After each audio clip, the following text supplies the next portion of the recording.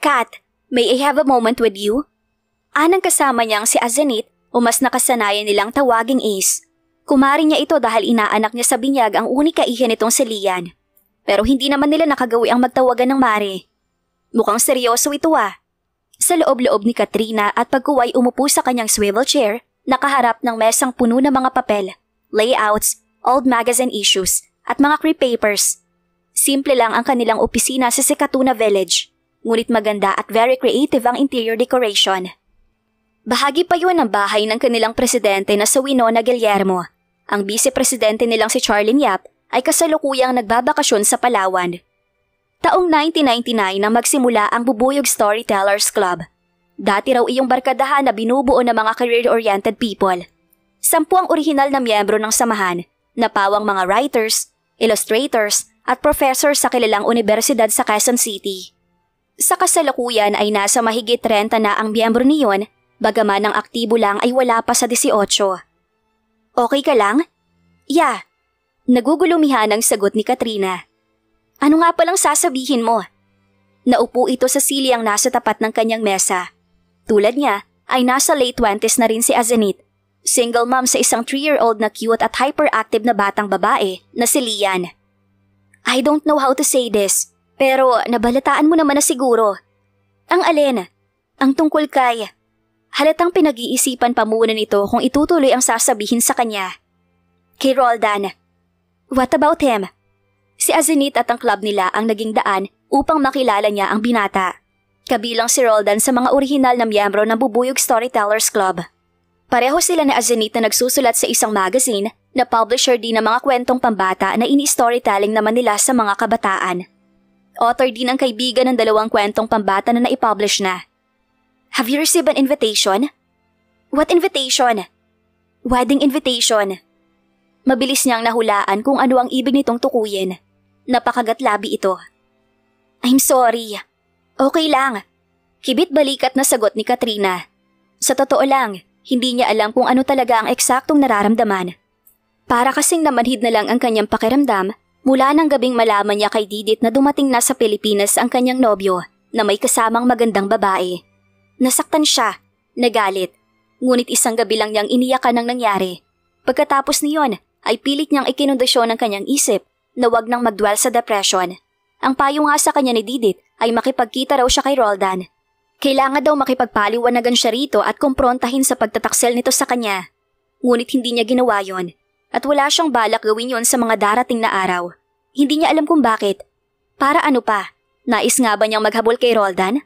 Gusto nga ba niyang ipaalam dito kung gaano kasakit ang ginawa nito sa kanya? Makakaya nga kaya niyang isumbat ang lahat-lahat? Makaganti man lang kahit papaano sa ginawa nito sa kanya? Basta ang alam ni Katrina, ayaw na niyang makita si Roldan. Period. Kung kay Didit daw nangyari ang nangyari sa kanya, ay maghahalo raw ang balat sa tinalupan. Bakit nga ba kay dali niyang i-give up si Roldan? Dahil ba, hindi ganoon kalalim ang naging damdamin niya rito? O sadyang nasari na siyang wala ito sa kanyang tabi? Sa pamamagitan lang na sulat, humingi ng kapatawaran sa kanya si Roldan. Ipinaliwanag dito sa sulat kung bakit ito nagkaroon ng relasyon sa ibang babae. Nagbabakasyon sa Rachel sa Texas. Nakilala ko siya sa isang get-together party ng mga Pinoy roon.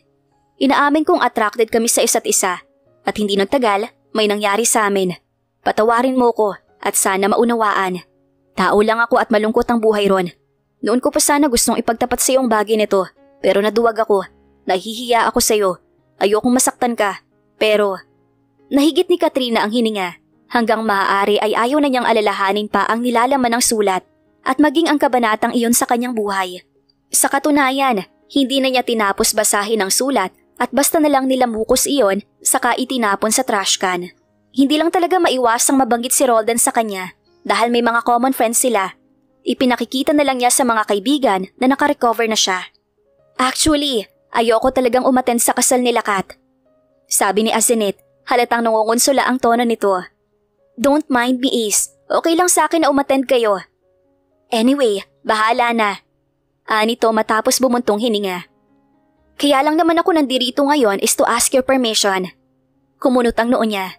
Para saan? Kinukuha kasi ni Roldan si Lian bilang Bible bearer sa kasal nila. Hindi naman kataka-taka iyon. Dahil bukod sa napaka-cute, at least ang bata ang anak ni Azenit, Inaanak din ito sa binyag ni Roldan. Okay lang ba sa'yo na? Ano ka ba? Putol niya sa sinasabi nito at pagkuwan ay pilit ng umiti. Nasa hitsura kasi ni Azenit na kung hindi siya kumporme sa ideyang binanggit ay talagang hindi nito padadaluhin ang anak sa kasal. Hindi naman yata tama na maapektuhan yung relationship ninyo mag-ina kay Roldan nang dahil lang sa akin. Eksaheradong napabuntong hininga ito. You can't blame me, Kat. Hindi naman kasi tama yung ginawa niya sa'yo. Alam mo ba na tinabangan na akong kausapin ni Roldan? Pero hayon, mukhang hindi nakakahalata ang loko. Sana nga hindi na lang siya nagbalik sa Pilipinas. Natouch siya sa ipinahayag na iyon ng kaibigan. Please don't mind me, Ace. Sa totoo, okay lang sa akin. Medyo excited nga rin si Lian. Gusto mo bang sumama sa wedding shop? Susukatan si Lian para sa kanyang gown. Don't worry, wala si Roldan. Ang baby ko na nga lang daw ang hinihintay para makumpleto ang isusuot ng buong entourage. Kailan ba? Tumingin ito sa wristwatch. Today, around 2 o'clock ang appointment namin sa designer. In fact, kilala mo ang tatahi ng gown. Si Augie Rivero. Napatango na lang si Katrina. Naalala niya iyong catalog ng iba't ibang gowns na ipifeature niya sa kanyang regular column sa magazine. Maglalabas sila ng special issue ng magazine sa buwan ng June na magtatampok sa mga wedding preparations. Hindi ba't may kukunin ka rin naman kay Augie? Paalala ni Azenit. Sige, sasamahan ko na kayo ni Lian para makuha ko na rin yung catalog. Maaga silang nakarating ni Azenit sa wedding shop. 2 beses na siyang nakabisita roon. Ngunit hindi naman niya masyadong naikot ang loob niyon dahil sa opisina lang sila ni Augie nag-uusap. Nakilala ni Katrina si Augie noong gumawa siya ng article tungkol sa mga mahuhusay na fashion designers at young entrepreneurs. Malaki ang naturang shop. Pagpasok sa loob, sasalubong kaagad ang malawak na lobby at ang mala-living room na reception area. Nakadisplay sa paligid ng shop ang mga mannequins na nakasuot ng iba't ibang style ng wedding gowns. Meron ding mga lalaking mannequins na nasusuotan ng tuxedo at barong. Base sa interview ni Katrina kay Augie, ang shop ay pag-aari ng 3 mahuhusay na young designers sa Pilipinas. They did not only design clothes for weddings, they also designed the wedding itself. Kaya hindi na siya nagtaka na ito ang kinuhang designer ni Roldan para sa kasal ng mga ito. Sabi ni Azenit sa kanya, mayaman daw ang pamilya ng bride-to-be. Sinalubong kaagad sila ni Augie na nakaantabay na sa kanila.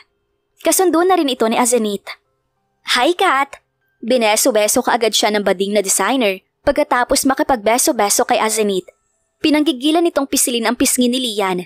Gwapo ito at hindi kaagad mapagkakamalang bading kung hindi kikilos at magsasalita. Nice to see you again, Augie. Magilaw na bati niya rito. Same here. Text na sana kita dahil yung catalog na kailangan mo, pwede mo nang kunin. Thanks. Don't worry. I'll take care of it. At ibabalik ko agad. Katulad ng inaasahan, excited na gumalas si Lian. Bawat makita nito'y iniusosyo. Nasaan ang chikiting na yon at nang masukatan na? Ani Augie. Mabilis namang kinuha ni Azenit ang anak. What's your name, little girl? My name is Lian Maxine. Ismarteng sagot ng paslit. Bakas ang kasiyahan sa anyo ni Azenit. Well, shall we proceed? Doon na tayo sa office ko. Gusto kong pagkaka-renovate ng shop niyo. Sincere na sambit niya habang inililibot ang paningin sa paligid. Thanks. Would you like to go around para mas makita mo pati na ang aming wedding gowns? Nagmamalaking sabi ni Augie. Anong malay natin? One of these days, ikaw naman ang ikakasal. Pagak na natawa siya. Malabo. Ninang, tama ta! Pagyayaya ng paslit sa kanya. Kayo na lang ni Mommy Baby, wait ko kayo rito. Nagpa siya siyang mag-usosyo sa mga nakadisplay na gowns. Ano nga kaya kung may mapili na siyang wedding gown para sa kanyang future wedding? Why not? She had always been fascinated with wedding gowns, from simple to fantastic designs. At lahat ng iyon ay meron sa shop ni Augie. Maging ang mga barong ay hindi na iyong ordinaryong barong na kadalasang nakikita sa kasalan. May iba't iba na ring kulay, designs at variation. Hanggang sa may isa siyang partikular na wedding gown na kinamanghaan. Suot iyon ng isang matangkad na mannequin. Ang tube na gown ay parang inspired sa gown ni Cinderella nang dumalo ito sa Royal Ball. It was a white gown with a glittering blue shade.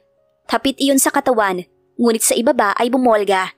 Very sophisticated ang ginamit na borda sa laylayan ng gown.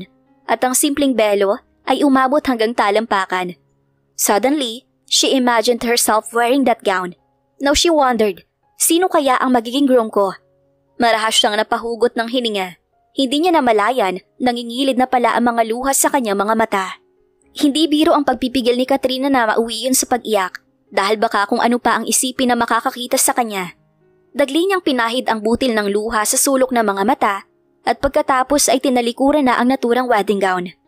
Nakadama siya ng takot na baka maisukat pa niya ang gown at kapag nangyari yon ay baka lalo pa niya yung maibigan, hindi na hubarin at tuluyan na niyang bilihin. Magmumukha siyang sobrang desperado kapag bumili siya ng wedding gown gayong niwala na siyang boyfriend. Habang palayo sa naturang gown, may nadaanan siyang isang silid na bahagyang nakabukas ang pinto. Isa iyon sa pinakamalalaking fitting room sa loob ng shop. Parang walang tao sa loob ng isang yon dahil nakabukas ang pinto. Nagka-interes siyang tingnan ng loob kaya pumasok siya. Carpeted iyon, may 3 full-length mirror sa harap ng ilang sofa. Sa loob ng naturang silid, may isa pang pinto. Marahil ay silid iyon na laan para maging bihisa ng sinumang magsusukat. Humarap sa isa sa mga salamin si Katrina. Pinagmasdan niya ang sariling refleksyon. Marami ang nagsasabi sa kanya na may resemblance daw siya kay Angel Aquino pero ayaw niyang paniwalaan iyon. Para sa kanya, mananatili siyang yaong simpleng batang babae na lumaki sa baryo ng Uragubat, Sorsogon. Noon pa man ay wala siyang hilig pumorma. Jeans and t-shirt lang ay okay na sa kanya. Lip gloss o light shade ng lipstick lang at face powder ang tanging kolorete sa mukha niya. Hindi niya maiwasang isipin kung ano ang hitsura ng fiancé ni Roldan. Sabi sa kanya ni Didit, sophisticated and sexy raw ang babae dahil galing sa isang buena familia. I hope this fits.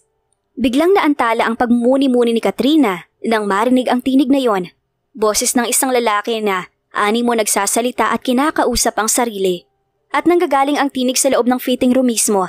May tao pala sa loob. Naaalarmang sabi niya sa sarili. Bakit hindi man lang yun napansin o naramdaman? Masyado kasi siyang nalulong sa pag-aaral ng sarili sa salamin kaya hindi na malaya na may gumagamit pala ng naturang silid. Sa takot na mapahiya, nagpasya si Katrina na lumabas na at timing lang ang kanyang paglabas dahil eksaktong lumabas ang lalaki mula sa silid bihisan para humarap sa salamin. Natagpuan na lang niya ang sariling tila ipinako sa kinatatayuan. Mukhang hindi naman siya napansin ng lalaki. Nakakubli siya sa gilid ng pinto at parang may nag-udyok sa kanyang silipin ang ginagawa nito. Nakatayo ang lalaki sa harap ng salamin at pinagmamasdan ang sarili habang suot ang isang tuksido. Kasalukuyang pumuporma ito sa harap ng full-length mirror. May pabiling-biling pa ito ng katawan. Marahil ay naistiyaking lapat na lapat sa katawan ng suot. Noon lang siya nakasaksi ng lalaking nananalamin. Wala rin palang ipinagkaiba sa babae. Vain and conceited. Natitigan niya ang mukha nito. Ang rug na pagkagwapo nito ay taliwas sa formal na tuksido. May hikaw pa ito sa tenga. Natigilan siya. Pamilyar sa kanya ang mukha ng lalaki. At mabilis na nagbalik sa gunita niya, iyong lalaki sa coffee shop, iyong lalaking bumuntot sa kanila ni Didit. Of all people, siya pa ang nakita ko rito. Sa loob-loob niya, he was a Filipino version of Kevin Costner. Swerte lang nito dahil may buhok pa ito na itim at kasalukuyang magulo bunga ng pagsusuot ng tuksido. Pero kahit magulo ang buhok ng lalaki, parang lalo pa iyong nakadagdag sa kagapuhan nito. Naipilig niya ang ulo at pilit na pinangibabaw ang inis dito. Ngunit hindi niya mautusan ng mga paang lumayo na. Sa tansya ni Katrina ay nasa 5 feet 11 inches o higit pa ang taas ng lalaki. Maganda itong magdala ng damit, matikas, makisig, and his body looks strong, healthy, and firm even with the tuxedo on. Naramdaman na lang niya na parang may humaplos na mainit na bagay sa kanyang dibdib. Bumilis ang tahip at siguro ay dahil sa pangambang baka mahuli siya nito. Tiyak na iba ang iisipin nito sa kanya. Bigla tuloy niyang na-imagine si Roldan na iyon ang suot habang nakikipagpalitan ng I do sa bride nito. Pumakla ang kanyang panlasa nang maisip yon. Ikakasal kaya ang lalaking nakikita niya ngayon?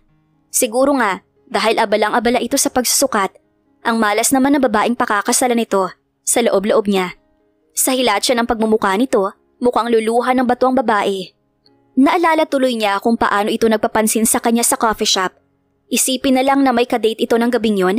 Ano nga kaya kung yung babaeng kasama nito ng gabing yon ang pakakasalan nito o baka ibang babae?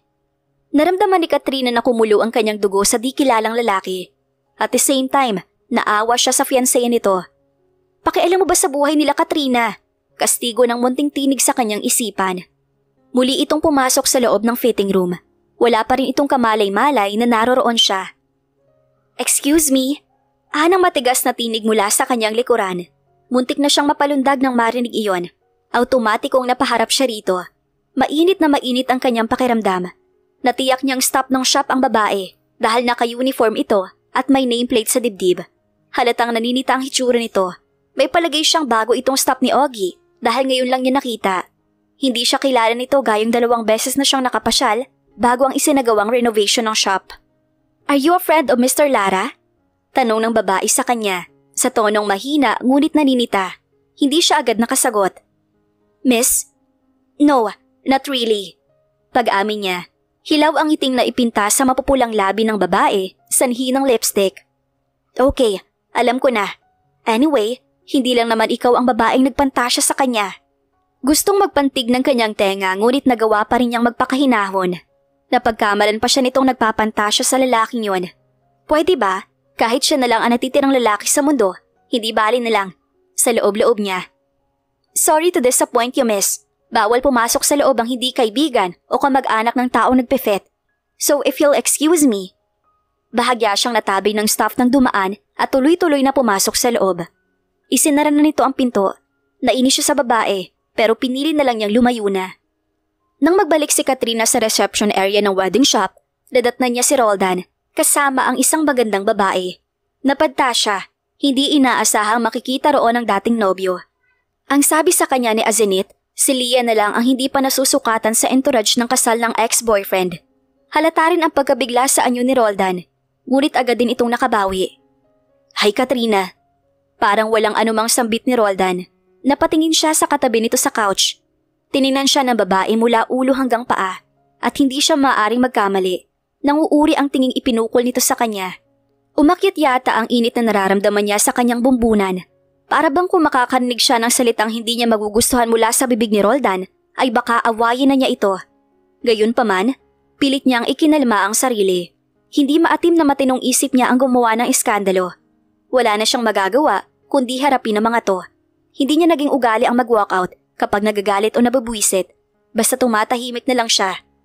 "Ikaw pala si Katrina." Wika ng babae sa pilit na pinakaswal na tinig. Pero halata namang apektado ito ng hindi inaasahang pagtatagpo nila. Base sa reaksyon ng babae, mukhang alam nito ang tungkol sa kanila ni Roldan, pagkabanggit pa lang sa kanyang pangalan. Hindi siya nag-react sa sinabi nito, hanggang sa marinig na lang niyang ipinakilala sa kanya ni Roldan ang fiancé nito. Pilit niyang kinakapa kung ano ang nararamdaman ng mga sandaling yon. Nagsiselos ba siya? Nagngingit-ngit? Nasasaktan? She felt numb. Nahalata niya sa kilos ni Roldan na tense ito. Siguro, iniisip ng lalaki na dahil tahimik lang siya ay baka maisipan niya mag-iskandalo. Timing naman na dumating sina Azenit na kabuntot si Augie. Galing ang mga ito sa loob ng opisina. Nagtama agad ang mga mata nila ni Azenit. Halata ang pagkadisgusto at pagkabahala sa anyo ng kanyang kaibigan sa hindi inaasahang pagsulpot doon ni Roldan. "Oh, hi! Napadaan yata kayo." Bati ni Augie sa 2 bagong dating. "Hi Augie." "Oh, hi Ace, Lian." Bati ni Roldan. Agad namang lumapit si Lian sa ninong nito at nagpakarga. "Hi baby bubot." "I wanna see my wedding gown, Augie." Sabad ni Rachel, halatang binigyang diin nito ang salitang wedding gown. "I'm sure pwede ko na yung i-fit ngayon, right?" Hindi siya satisfied na makita niya lang ang gown. Tila napipilitang paliwanag ni Roldan sa gustong mangyari ng fiancé nito. "Okay." Sang-ayon naman ni Augie. "Pero hindi pa nailalagay yung mga rhinestones." "It's okay." Ismag na sabi ni Rachel. "Tapos na bang sukatan ng inaanak ko?" Tanong ni Roldan. "Oo," sagot ni Azenit. "Kaya mauna na kami sa inyong umalis." "By the way, Augie, yung brother ko, dumaan na ba rito?" Sabad uli ni Rachel. "Actually, he's inside pa. Mas makulit pa pala kaysa sa'yo ang brother mong yon." Mataginting na sagot ni Augie. "Sinabi mo pa, kung hindi paninag ni Mami, hindi siya talaga magpa-participate sa entourage ng kasal ko. Hindi kasi komportabling magsuot ng formal attire ang brother kong yon." Naririnig nila ni Azenit ang pag-uusap na yon hanggang sa makapasok ang mga to sa opisina ng shop. Hindi agad nakaalis si Katrina dahil pinaghintay sila ni Augie para sa katalog na kailangan niya. Hindi ba masama na isinusukat na agad ang wedding gown? Wala sa loob na tanong ni Katrina kay Azenit nang mawala sa paningin nila ang tatlo. Samantala, nalilibang si Lian sa panonood ng mga isda sa malaking aquarium na nakapwesto sa isang sulok. Ikaw talaga, naniniwala ka pa rin ba sa pamahiin? Nagkibit balikat na lang siya. Hayaan mo nga sila sa gusto nila. Honestly, hindi ko alam na pupunta sila ngayon, Kat. Apologetic na sabi ni Azenit. Okay lang ako, Ace. Alam ko namang hindi maiiwasang magkita kami ng lalaking yon. Napansin ko kay Roldan na naaasiwang natatakot siya na baka bigla mo na lang siyang kumprontahin at eskandaluhin. Mapakla ang naging tawa niya sa sinabi ni Azenit. Actually, gusto ko siyang tirisin kanina. Pero syempre, sa isip lang yon. Ayokong isipin niyang bitter o nagpapakawawa ko sa ginawa niya sa akin. What a girl! Bulalas nito. Tama ka, hindi iniiyak ka ng mga ganong klaseng lalaki, no? Si Roldan ang nawalan, hindi ikaw, Katrina. Naku ha, binobola mo na ba ako niyan? Mayaman na babaeng yun, remember? Nakita ko naman na hindi lang dahil doon kaya siya nagustuhan ni Roldan. She's gorgeous. So, ikaw, wala kang maipagmamalaking kayamanan, pero mayaman ka naman sa magagandang katangian, no? Kaibigan nga kita. Natatawa ang pakli niya. Nakakagaan naman ang pakiramdam ang ipinakikitang malasakit at suporta sa kanya ni Azenit at ng iba pa niyang kaibigan, kagaya ni Winona at Didit. Hindi pa alam ni Charlene ang nangyari, pero kapag nalaman nito iyon, ay tiyak na aawayan nito si Roldan. Napahugot siya ng malalim na hininga upang maikondisyon ang sarili na kailangan niyang patuloy na maging matatag. Hindi naman siya ipokrita para hindi aminin na hindi siya naaapektuhan, pero sigurado siya sa sariling magtuloy-tuloy ang kanyang recovery. Nagring ang cellphone ni Azenit, subalit nang makita nitong sumusuot si Lian sa ilalim ng damit nang nakadisplay na mannequin ay napatayo ito. Bigla na lang itong nailapag sa kandungan niya ang hawak na folder. Wala sa loob na nabuksan niya iyon. Isang card ang kumuha sa atensyon niya. Nagsalubong ang mga kilay niya nang mabasa ang pamilyar na mga pangalan. Ang walang hiyang Roldan, pati favorite colors ko, ginamit na motif. Sa loob-loob ni Katrina na nagpabalik sa sama ng kanyang pakiramdam. Naalala niyang nabanggit kay Roldan kung ano ang kanyang gustong motif kapag ikinasal na sila. Alam kasi nito kung ano ang paborito niyang mga kulay. Lilac at old rose. Hanggang sa may nahagip ang mga mata niya na nagpatayo sa mumunting balahibo sa kanyang batok. Rachel Lara. Kumunot ang kanyang noo nang may biglang sumagi sa kanyang isip. Naalala niya iyong lalaki sa fitting room. Natatandaan niyang binanggit kanina ng staff doon ang pangalan na Mr. Lara. Kinutuban siya. Hindi maiwasang maiugnay niya ang lalaki kay Rachel Lara. Ipinagpatuloy niya ang pag-iiska ng mga pangalan at ganoon na lang ang panlalaki ng kanyang mga mata sa realisasyon nang mabasa ang pangalang Aidan Lara sa hali ng entourage. Parang naririnig pa niya ang pag-uusap ni Ogie at ni Rachel kanina. Dumaan na ba rito ang brother ko? Hindi siya talaga magpa-participate sa kasal ko kasi hindi siya komportableng magsuot ng. Padaskol na ibinalik ni Katrina sa folder ang invitation card. Hindi niya alam kung nahalata ni Azenit na lukot ang kanyang muka nang magbalik ito sa tabi niya. Ang tagal naman ng katalog. Umalis na nga tayo. Hintayin na natin, sandali na lang yon. Pagkasabi niyon ay naging busy na ito sa pagsagot sa text messages sa cellphone nito. Nang magbaling siya ng tingin ay may nahagip ang kanyang mga mata, ang lalaki sa fitting room, kausap ng isang staff. Hindi niya agad nagawang alisin ang tingin sa mga ito, kaya pala kumukulo ang kanyang dugo sa naturang lalaki ay may malaking dahilan naman pala. Malakas ang kutob niya na kapatid nga ito ng babaeng ipinalit sa kanya. Base sa reaksyon kanina ni Rachel nang ipakilala ito sa kanya, ay halata ang magkahalong selos at inis sa mukha nito. Kulang na lang ay ipamukha nito sa kanya na. Ikaw pala si Katrina? No wonder na iniwan ka ni Roldan. Nakadama siya ng paghihimagsik ng kalooban. Wala sa loob na napatayo siya mula sa pagkakaupo sa couch. Katrina! Nagtatakang tanong ni Azenit. Umalis na tayo rito. Ha? Teka, wala pa yung hinihintay natin. Hindi bali na. Nasaan na si... Hindi na niya naituloy ang sasabihin dahil nakita nilang kausap ng lalaki ang bata. Napatingin siya kay Azenit. Look at your daughter, kung sino-sino ang kinakausap. Bulong niya, matining ang iritasyon sa kanyang dibdib. Hay, ang anak ko, naghahanap na nga talaga ng daddy. Hindi niya makuha mag-react sa sinabi nito dahil papalapit na sa kanila si Lian na hatak-hatak ang kamay ng lalaki. Mami, sabi niya, di pwede gat yung fish. Kinarga na ni Azenit ang anak nang bumitaw sa pagkakahawak sa lalaki. Hay, bati sa kanila ng lalaki, subalit sa kanya nakatuon ang mga mata nito. Tila may bababakas na rekognisyon sa mga mata nito na magtama ang kanilang mga mata. Agad niyang iniiwas ang paningin sa lalaki. Gusto niyang ipakuha sa akin yung fish sa aquarium. Paliwanag nito. Natawa si Azenit. Hindi nga pwede, baby. Kapag kinuha natin yung fish, mamamatay siya. Kawawa naman. Di balit ulit natin sa water. Bulol na sagot ni Lian. Nakita niya ang isang staff ni Ogie na papalapit. Sinalubong na niya agad ito at kinuha ang makapal na catalog. Let's go, Ace. Yaya niya sa kaibigan. You look familiar to me, miss. I think nagkita na tayo. Anang suwabing boses ng lalaki. Excuse us, nagmamadali kami. Nababanas na supalpal ni Katrina rito. Subalit humarang ito sa daraanan nila. I'm Aidan. Pwede ko bang makilala mga kasama mo, Lian? Aidan! Aidan Lara! This is my mommy! Sabi naman ng madaldal na paslit. This is my ninang! Nakita niyang napangiti si Azenit. I'm Azenit Encarnacion. Ace for short na lang. Napasimangot siya na mapansing nakangiti sa kanya ang lalaki. Talagang nakakakulo ng dugo ito. Hambog! At akala mo kung sinong gwapo kung makaasta. And you are Miss? Pwede ba? Wala akong panahong makipagplastikan sa'yo. Supla niya rito. Katrina? Hindik na bulalas ni Azenit, hayag ang pagtataka sa anyo. Tila hindi naman natinag ang lalaki sa sinabi niya. Hindi nabubura ang ngiti sa mga labi nito. Katrina palang pangalan mo. Okay, at least alam ko na. Malalaman ko rin naman kung ano ang full name mo at address. The nerve! At bakit gusto mo pang malaman? Wala lang. Kibit balikat na sagot nito. Tiningnan niya ito ng masama bago nilagpasan at dire-diretso na siyang lumabas.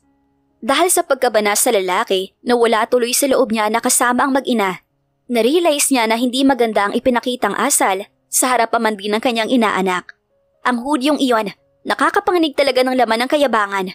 No wonder, kapatid siya ng Rachel na yon. Sa loob-loob niya na hindi masubhan ng ngit-ngit, hinintay na lang niya ang mag-ina sa kalsada. Nangingislap ang mga mata ni Azenit na makalapit sa kanya. Ngayon lang kita nakitang nagtaray. Kahit naman siguro Santa, mapipikon sa lalaking yun. Ang laki ng bilib sa sarili. Bakit ba? Wala naman akong nakitang mali sa ginawa niya. Huwag na natin siyang pag-usapan, Ace. Inginuso niya si Lian na nakatingin sa kanya. Katrina? Narinig niyang tinatawag siya ni Azenit. Sunod-sunod ang ginawa niyang paghugot ng hininga upang madisimula ang nararamdamang iritasyon at tensyon. Kahapon pa siya wala sa mood. Marahil ay nahalata na siya ng kaibigan, lalo pa at hindi siya makapag-concentrate sa ginagawa. Kagabi, nahirapan siyang matulog. Madaling araw na ay dilat pa ang kanyang mga mata. At ang rason, okupado ng lalaking yun ang kanyang isip. Si Aidan Lara, ang kapatid ng babaeng pakakasalan ni Roldan. May problema ka ba? Wala. Kaila niya pero mukhang hindi makukumbinsi si Azenit dahil naupo na ito sa harap niya. Alam ko na kung bakit nabuisit ka sa lalaking yun sa wedding shop. Nang mauna ka sa amin ni Lian na lumabas, nalaman ko ang buong pangalan niya. At kapatid pala siya ng bride. Alam mo bang nakita ko na siya dati at talagang nakakakulo siya ng dugo. Ikinuwento niya rito iyong pangyayari sa coffee shop. I think, interesado nga siya sa'yo. Hinihingi niya sa akin ang contact number mo at sinabi niya rin sa akin na naalala na raw niya kung saan kayo nagkita sa Starbucks nga raw. Alam mo bang may kadate siya noon pero nakuha pa niya magpapansin sa akin? Ayokong isipin nagka-interest siya sa akin. Nagtitrip lang yon. Nakita mo naman, mukha siyang ewan. Kapatid siya ni Rachel, remember? Mayaman sila, ganon. Wala akong pakialam sa kanila. Nagkibit ito ng balikat. Ang tindi ng inis mo sa isang yun ha? Dahil ba kapatid siya ni Rachel? Hindi ko pa man nalalaman ng tungkol doon. Dati na akong inis sa lalaking yun, Ace.